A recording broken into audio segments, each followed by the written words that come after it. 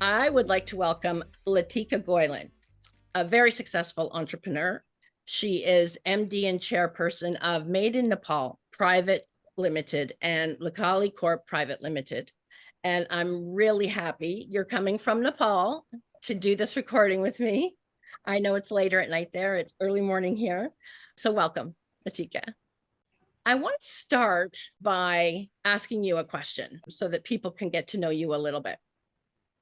I also want to mention too that if anyone would like to check out your TED Talk, that they could probably TED Talk and search your name for your TED Talk because it's amazing. So I'm going to ask you this first question. Do you have either a favorite memory or a memory that has had an impact on your life? Thank you, Leanne. Thank you for having me here for your podcast. I'm very excited to be here today.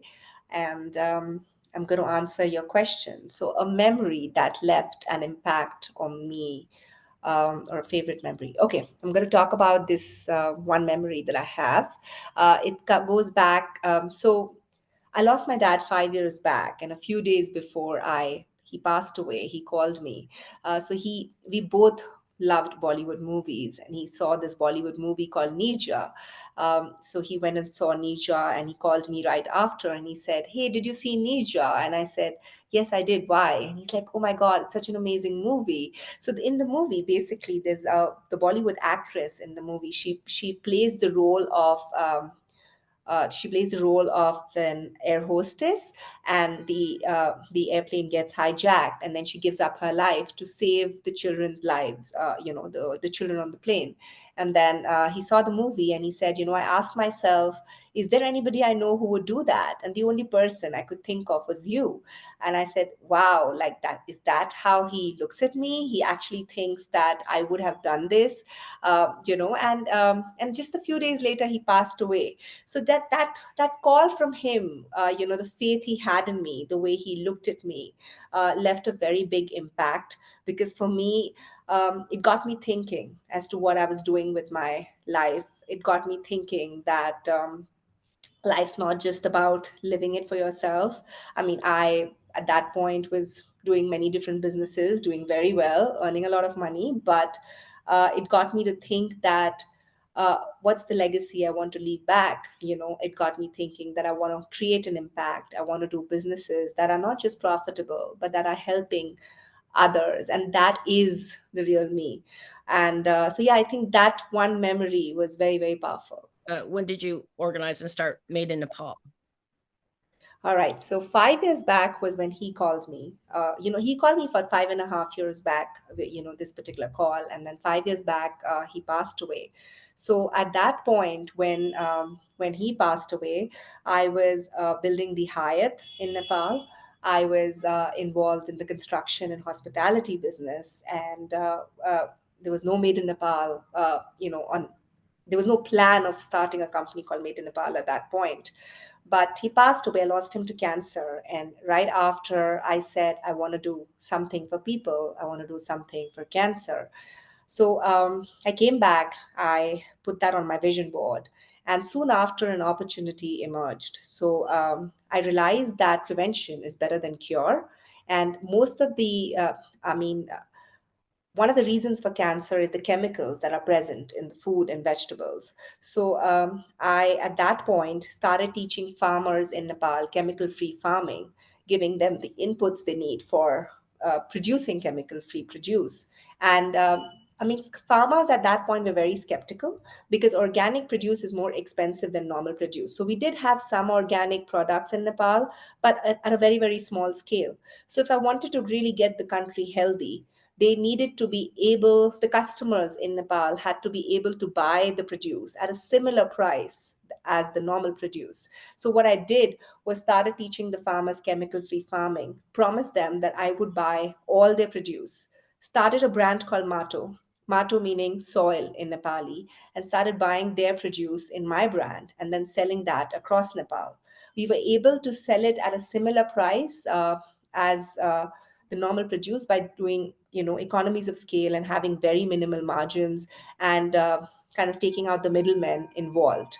So that's when I started Mato actually, which was 5 years back. Once Mato got streamlined and I started working with the farmers, I started going into remote areas of Nepal. And I'm not from Nepal, I'm from Chennai. I was born, brought up in Chennai. And I came to Nepal about 20 years back. And it was only 5 years back when I actually started going into the remote areas of Nepal that I realized that Nepal has so many unique products to offer. You know, we have the highlands, the midlands, the lowlands, and they are like there's an abundance of products Nepal has. And in spite of that, the country has a trade deficit of 1 is to 12. And I started looking at all the products that Nepal can export. I started looking at the kind of potential we have. And that got me to start Made in Nepal. So Made in Nepal was started in the year 2020, when the world was down with COVID. So let me explain how Made in Nepal came into being. So, in Nepal, we had this whole thing for the longest time where you need to be Nepali, use Made in Nepal products. And the they they used to have these fairs every year, which were for Made in Nepal products, but not. I mean, it was a fair. It used to happen once a year. People who were making Nepali products used to come for the fair and leave, but it wasn't being done in a big scale. And then COVID happened, where there could not be any fair as well. So at that point I tied up with the organization which was doing that and said, let me kind of get it. uh, let's do a portal together, and let's get Made in Nepal online. And at that point, I started looking at products which we could export from Nepal on a larger scale. And that's how I started Made in Nepal Private Limited. And Made in Nepal was started to help the farmers, help small scale entrepreneurs in Nepal all over. The realization was they lack access to knowledge, access to finance, access to markets, access to world class infrastructure, technology, packaging, branding, things like that. So basically, I started working with them and looking at all the different kind of products that could be exported from Nepal.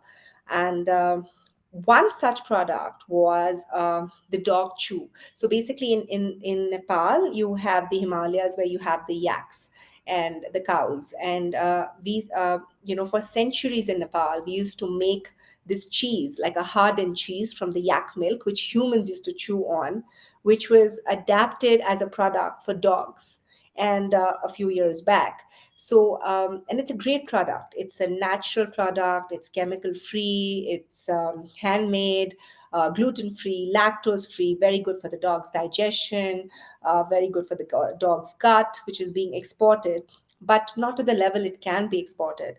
So when Made in Nepal started, and we started looking at all the different products like our cashmere, our pashmina, uh, you know, one of the products that emerged out of that was the dog chew from Nepal, the Himalayan yak chew, which is for dogs.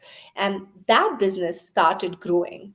So then I started another company called Laali Corp. And Laali Corp is now a pet company which manufactures the Himalayan yak treats for dogs and does a lot of variations around it. We do biscuits for dogs, we do protein powder for dogs, a lot of variations. So Laali Corp kind of stemmed out of Made in Nepal, and Made in Nepal has different versions. Like there is one portal called the authenticnepal.com, which comes under Made in Nepal, where we work with the local artisans for the local sculptures, singing bowls, and kind of trying to take that to the world.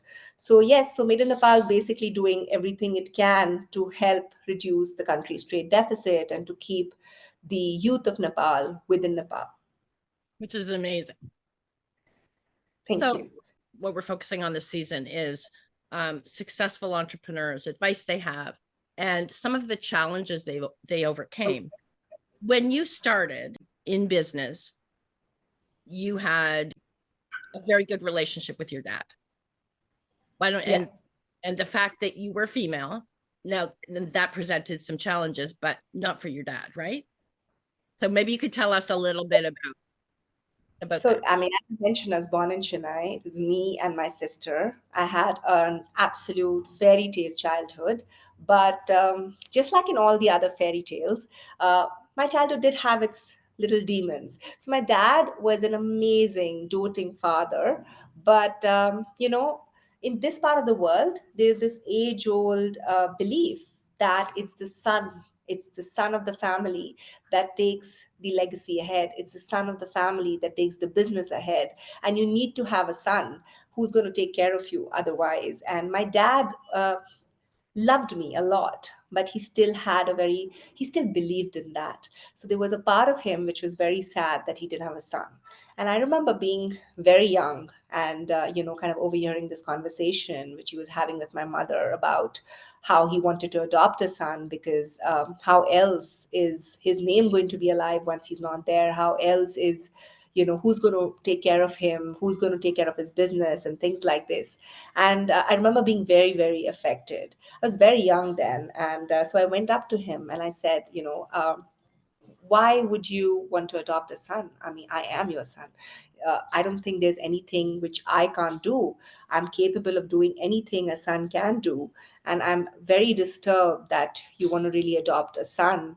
And it took some time, but that was, yeah, but he did come. He finally, I was able to change the way he thought. And he actually did start looking at me as the son that he wanted. And it was a beautiful relationship that then followed. From a very young age, I started accompanying him to office. He would So my dad was a businessman himself. He was into warehousing, and he would take me to office, ask me for my opinion, give me small little projects to do. And I think that whole experience makes me what I am today. Yeah. Yeah. That's a great story. I think it really does shape who you are based on Yeah. how your parents always give you positive reinforcement, and you two became very close too, right? Yeah, absolutely. Very, very close. He taught me to dream really. He taught me to dream. He taught me to kind of think really big. There was a time I read this book called Wings by Daniel Steele, again, growing up, and I wanted to be a pilot. So I went up to him and I said, Dad, I want to, like, this sudden thing, where I said I want to be a pilot when I was a teenager. And then he said, no, you should, think of having an airline company, think of pilots who kind of work for you. Why would you want to be a pilot? So, I mean, I think his faith in me played a very big role in shaping where I am today. And but of course, there were challenges. I was the first daughter in the family. I grew up and I wanted to go to UK to study. I was the first daughter that went out, studied. I was very ambitious. Wanted to conquer the world. Made a lot of promises to my dad, but then I was 21 and Cupid struck and I fell in love. I'm divorced now, but I fell in love and got married and came to Nepal, because my ex-husband was from Nepal. And I met him in college in UK. And again, when I came to Nepal, I was the first, I came into a very conservative business family where women had never worked, and I was the first daughter-in-law to join the business, and I was the first. Yeah, I was the first daughter-in-law stepping out of the house, joining the business. I was 21 when I got married, so I studied after marriage. I did an MBA, which was for family managed businesses, to learn how to manage a family business. When I had my two children, I remember being I remember like not knowing how to handle being a daughter-in-law, being a mother, as well as at that point handling the hospitality project I was handling. So then I went on to take on I took up this 8-month course which was on autopiloting your business and kind of professionalizing it. So yes, though there were a lot of challenges, but yeah, at the end it's worked out. How far is it from Nepal to where you were from? What's that distance? Not very far. There's no direct flight, so there are two flights. So it's one flight from Chennai to Delhi, which is a 2-hour flight, and from Delhi to Nepal is another hour and a half. So it's not too far. Far enough though. right? Yeah. Yeah. Yeah. Yes. Did you have challenges when you mentioned that you're no longer married? When you were starting up these businesses, were there any particular challenges that you had to overcome based on a very conservative business Yes, of community? course. A lot of challenges, right? In all different in many different sectors. So when I started the business, as I mentioned, I was the first daughter-in-law to work, and I would live. I was a part of a big joint family, and I had a grandmother who was 85 years old who lived at home, and and she was, so it was. I mean, everybody at home had never seen a woman getting up, going to office with the men of the family, coming back home maybe sometimes later than the men of the family. And right in the beginning, I think everybody was like, okay, what's happening? And I had to explain to them that, this is what I want to be. This is what I want to do. And I want to contribute. I want to contribute to your business. But it was beautiful to see what the learning had been is if you are really determined, if you're really focused, people around you adapt, people around you start believing in you, people around you start trusting you. And very soon the family, all the people in the family started trusting me. They started trusting me with so many businesses. They trusted me with some of the biggest businesses of the group.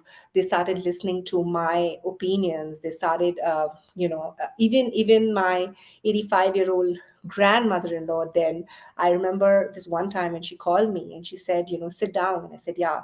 And she said, when you just got married and came, I didn't like you. I said, who's this girl? She's like going to work and she should be staying at home. And then, she's sitting and talking to all my sons.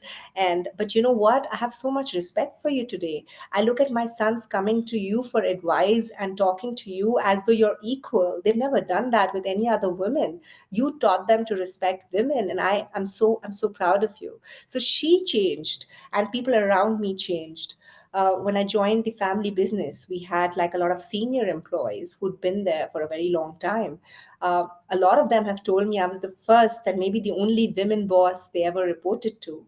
When I was taking care of really big projects, I remember at times going to people's offices, and then they would be, I mean, they kind of would look behind my shoulder to see, oh, is she going to be signing such a big deal by herself? Is there nobody else with her?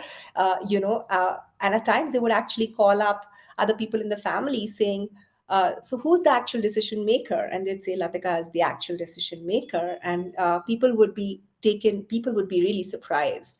But yeah, it's been an amazing journey where I mean, I've really seen people around me change, start respecting me, start respecting my opinion. It did take a lot of work. It did take a lot of a lot of even working on myself, because I was all determined, I was all focused, but I was also very soft spoken. Extremely soft spoken. So to And again, I had this, the fact what I told you about my dad giving me a call and telling me about about that actress reminding me of me, was because I did have this this motto of making the world a better place, of being nice, of being of helping people, which is good, but then you could be taken for a ride. So to I had to learn to be fair, to be good, soft spoken but firm. So there were a lot of learnings, especially when you're a woman, because you're kind of looked at in this part of the world as the weaker sex. So to be able to put your point across and for people to take you seriously took a lot of effort. I didn't know how to fire people. The first time I had to fire somebody, I didn't sleep for 2 nights, because I was like, oh my God, how do I fire this person? But you need to learn. You need to learn, and I think I've also worked a lot on myself, attended a lot of workshops in trying to improve areas which needed to be worked upon. And I think that has helped. I joined one more thing which was very helpful in the journey. I joined YPO, Young Presidents Organization, which is CEOs and owners all over the world. And I think for me, that's also been extremely helpful, extremely powerful, because I've been part of forums. I've learned a lot from them. I was, I think, one more, this one time I remember being this person who was like, who, just when you're a woman, right? I mean, again, managing your kids, managing your house, managing yourself, managing your businesses. It was just so overwhelming that I was this person who was always rushed, who was just running from morning to night. And when I joined YPO, it was with a lot of, like, I was very skeptical as to how would I take out time for this. And so I would go in for meetings and rush out of meetings. And then this one person, once one of the members there said, okay, calm down, sit down, look around, and look at all these people here. You know, they're all running big, huge, successful businesses, but they're calm. They're all calm people, and they all seem to be very relaxed. They all have more time in hand. So there has to be something wrong you're doing, and that was a very powerful conversation again that got me to think on, oh yeah, this does make sense. And it taught me on, that's what led me to do the autopilot course, which I was talking about, and again do a lot more self work on how you do not need to do everything that you are doing. So yes, it's been a journey with a lot of ups, a lot of downs, but an interesting one. And uh, I think even when I was a part of, it's they were like, even, I mentioned that I'm divorced now. So that was also a big challenge where, I came from this upbringing that once you're married, this is it. So I was married, I was working after marriage, work was doing very well. I got two beautiful children, Laksh and Manya. I have a 11-year-old son and a 9-year-old daughter today. But the marriage was, uh, on the marriage front, things were not very happy. And in spite of all our efforts, the marriage was not working. So I think, getting out of the marriage, being able to actually take that decision to finally part ways was also a very big decision. And it was in 2020 when we finally decided to part ways. And it was a very scary decision at that point, because I wasn't just leaving the marriage, but I was also leaving. I'd been a part of the family business then for the last 15 years. So it was also a decision to get out of the businesses I'd been so passionately involved in. It was a decision I decided to, get out of businesses I'd created, because I wanted to start fresh. I wanted to start again on my own, and but looking back today, I'm very happy because it was done beautifully, very gracefully, with a lot of respect. And I was able to do this very respectfully and start again. At that point, in 2020, there was, because I do come from India, right? So there was this whole decision: should I go back to India? Should I remain back in Nepal? And it was my love, but Nepal had my heart. It was my love for Nepal. It was a realization, which I was talking to you about, the country's trade deficit, which then made me start Made in Nepal and stay back here. But yeah, these weren't easy decisions. Some of them were very difficult decisions, but yes, it's worked out very well. Does your sister still live where? Yes. Yeah. Yes, my sister is still in Chennai. Dad's no more there. My mom's there. My sister is married in Chennai. She lives just opposite my mom's house, Right. luckily. So she takes good care of my mother, and my mother visits me very often. I visit Chennai twice a year as well. I still take care of my dad's business in Chennai as well. And yeah, Wow. What kind of yes, yes. business is your dad's business? So my dad's into warehousing. So we build warehouses and we rent it out to multinational companies. So I've not been growing his business, but I've been handling the business that was there, man from Nepal. So there was in 2020, the decision was, should I go back and grow that business, or should I start something else here? And I decided to stay back in Nepal and start Made in Nepal. Latika, You mentioned about the pet food company and how that really took off, and great insight, by the way. Like, we love our dogs. So is it available in North America? Like, where can people get these dog treats? Right. So the pet food company is based out of Nepal. We manufacture in Nepal and we're exporting. North America is our biggest market. Having said that, we're exporting to North America, to the UK, Europe, Japan, Mongolia, UAE, also looking at other countries. We do not have our own label. We do what we are good at, which is working with the farmers, having having the value chain, the supply chain in our hand, and manufacturing the best quality products for private labels. So we actually supply to private labels, to brands worldwide, and we do everything we can to ensure they have a good quality product. We also do the packaging for them if they want us to do that. And we stick to doing what we're good at. Which is very smart, because Yes. and I'm going to say this especially for entrepreneurial women, because as you tried to do everything when you were stressed out and you had that conversation at a YPO event with someone, I think when we start businesses, we want to do everything. And it's important advice, I think, for men and women to understand: hire people, stay in your lane and do that thing really well. And so that you can have quality control and just stick to what you're really good at. Because I think there's always room for expansion, right? Yeah. Like, Yeah. if you decide you want to have it as your own label, you can always grow to that. But, you know, you don't want to be in the retail business, right? I feel your point, you were to the point of what you just said. It's extremely important to get it right in one area first. I read this book called The One Thing.